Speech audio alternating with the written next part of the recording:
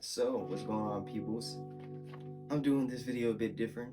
I've been stressing myself a lot about it and how to formulate it, how to go over it. And right now, the best way I can do this is with my physical script.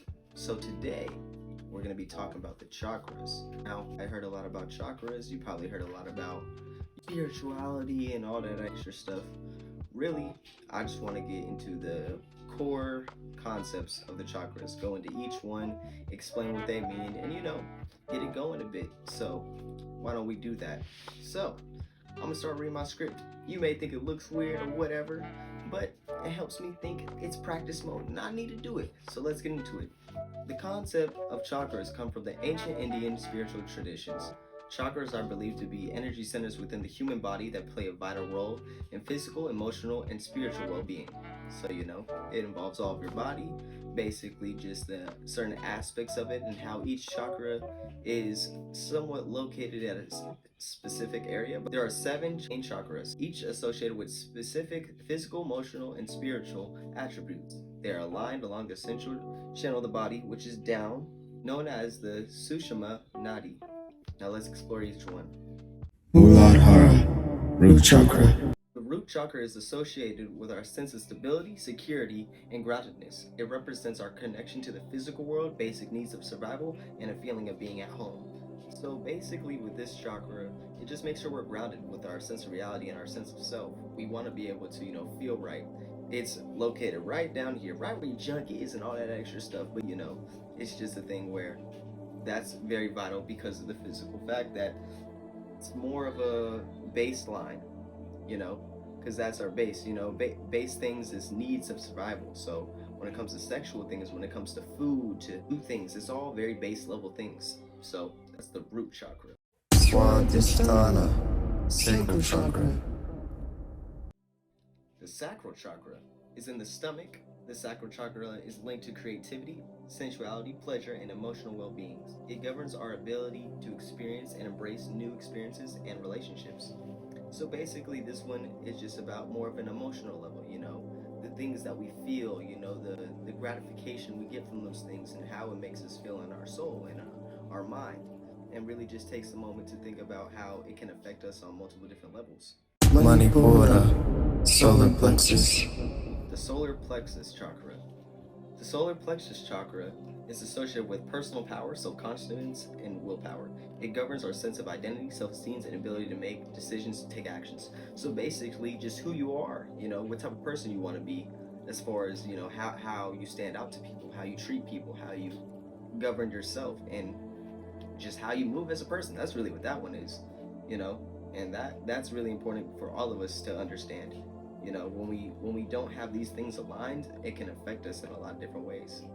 So it's very important to have the chakras in and of themselves be able to identify them, but also have a good understanding, because it helps you understand who you are and which chakras you're not really open to. A lot of us struggle with certain chakras. Everybody's different, Anahata, heart chakra. The heart chakra, the anahata. The heart chakra represents love, compassion, and emotional balance. It is associated with our ability to give and receive love, form meaningful connections, and experience empathy. Now, these type of things, I would say, at least with that chakra point, I feel like maybe I'm in tune with that, because I like to be able to give and receive love and, to have emotional bonds and connections. I feel like everybody has that. And I feel like also just the factor of people not being able to express certain things is due to maybe a disconnect with that chakra. In other religions, it's called something else. I want to delve into those things, but this is just, the ancient spiritual Indian way, Vishuddha, throat chakra. The throat chakra, the Visuddhara. The throat chakra is linked to communication, self-expression, and the ability to speak one's truth. It governs the effective and authentic communication, both verbally and non-verbally. So basically, that chakra, is important with communication, how we communicate, how we interact with each other, non-verbal or verbal. I know that in a sense, I'll have to look into this, but I wonder if certain chakras are better genders of people understand better chakras than other. I know that women are far more like sociable, and so they understand social interactions way better than males do, like pick up on like certain shit or certain like body language better than guys do. I wonder if it's a thing where some men or women are in tune with more chakras than another, or maybe it's just baseline thing. Agnaha, third eye chakra. The third eye chakra is associated with intuition, perception, and higher consciousness. It is often linked to spiritual insight, inner wisdom, and ability to see beyond physical realm. Now, this one is basically, what people call, I guess you could say in a sense, when it comes to the spiritual way or just an eye-opening, just things that are eye-opening, I would say, like perspective-wise, when I know there's one thing I want to go into and I want to talk about, it's called the allegory of the cave. Allegory of the cave, I feel like can go to this pretty well because it talks about how, all of us have a certain way that we view life or a certain scope, and we only see what's in front of us rather than what's beyond. And so when you go out the cave, it's basically you expanding your perspective and you expanding your knowledge, and then everything that you known before might not be the same. I feel like the third eye is opening truth to see truth as it is. Sahasrara, crown chakra.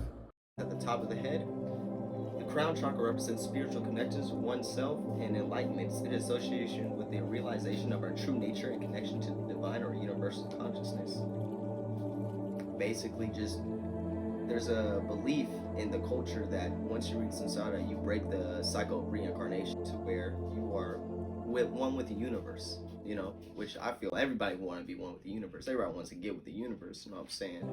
So it's just a matter of figuring that out and understanding that and having all your chakras aligned to be able to receive that level. And not many people do it, but I think ancient Buddhism and ancient Buddhists, when they are meditating and they get to that meditative state, and you can see like there's some Buddhists that still have their skin and still have I think even blood flow and such other things in their teeth and all that. Some people say that's them being enlightened. They found true enlightenment and mummified themselves. But that's just up to interpretation, bro. Now I just gave you all baseline stuff. Like I said, I'm probably gonna make another video about this and just be able to delve further into what I was talking about. But I really do think, something from a different culture that isn't necessarily Christianity or Muslim or the Muslim religion, Islamic religion, I feel like this is giving you a different perspective on how to view things. I want to go into different religions and of course see how they view things. I'm a strong believer in the universe and God and all that, and I feel, this is just one interpretation. I feel everybody has a different interpretation, which is why I also think I don't think anyone really has it right, truthfully. I mean, I do believe Jesus is the way, because Jesus is actually spoken throughout all religions. One small fact that I had learned, Jesus is the English translation or the Spanish translation. Jesus' true name was Yeshua. So, a little small fact. But just the factor of understanding your chakras, understanding, where you might falter in those areas and where you might need to be connected.